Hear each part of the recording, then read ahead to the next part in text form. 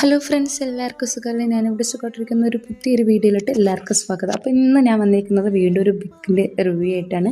ഇത് വന്നിട്ട് മലയാറ്റൂർ രാമകൃഷ്ണൻ സാർ എഴുതിയിട്ടുള്ള മലയാറ്റൂർ കഥകൾ എന്നൊരു പുസ്തകമാണ്. ഇതിനകത്തൊരു 60 ചെറുകഥകളുണ്ട് മലയാറ്റൂർ സാറിൻ്റേതായിട്ട്.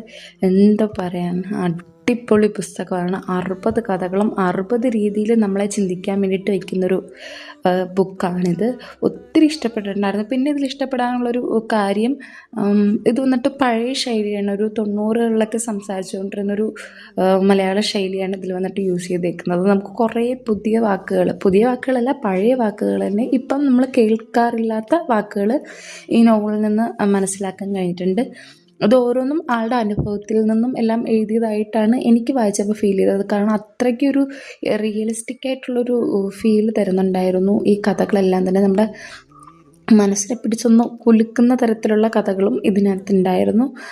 പിന്നെ എല്ലാവർക്കും മലയാറ്റൂർ സാറിനെ പറ്റി അറിയായിരിക്കും. ആളുടെ ഒത്തിരി നോവലുകളൊക്കെ ഉണ്ട്. അപ്പോൾ ഞാൻ ആദ്യമായിട്ടാണ് മലയാറ്റൂർ സാറിൻ്റെ ഒരു ബുക്ക് വായിക്കുന്നത്.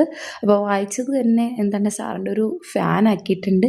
ഇപ്പം അടുത്തത് വായിക്കും, അടുത്തതിൽ എന്തായിരിക്കും നമ്മളെ ചിന്തിപ്പിക്കാൻ പറ്റുന്ന, സാറിൻ്റെ അടുത്ത കഥകളും പെട്ടെന്ന് തന്നെ വായിക്കണം എന്ന് നമ്മളെ ഒരു എന്തായിരുന്നു ഇൻട്രസ്റ്റിംഗ് ആയിട്ട് അടുത്തത് ഉടനെ വായിക്കണമെന്ന് വേണ്ടിയിട്ട് പ്രേരിപ്പിക്കുന്നൊരു കഥ കൂടിയാണിത്.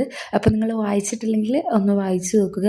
നല്ല കഥയാണ്, എല്ലാവർക്കും ഇഷ്ടപ്പെടും. അപ്പോൾ ഇത്രയേ ഉള്ളൂ ഇന്നത്തെ വീഡിയോ. നിങ്ങൾക്ക് വീഡിയോ ഇഷ്ടപ്പെട്ട് കഴിഞ്ഞാൽ തീർച്ചയായും ലൈക്ക് ചെയ്യുക, സബ്സ്ക്രൈബും കൂടെ ചെയ്തേക്കും. അപ്പോൾ നെക്സ്റ്റ് വീഡിയോയിൽ കാണാം. അതൊരു സേഫായിട്ട് ഹാപ്പി ആയിട്ടിരിക്കുക. ബൈ.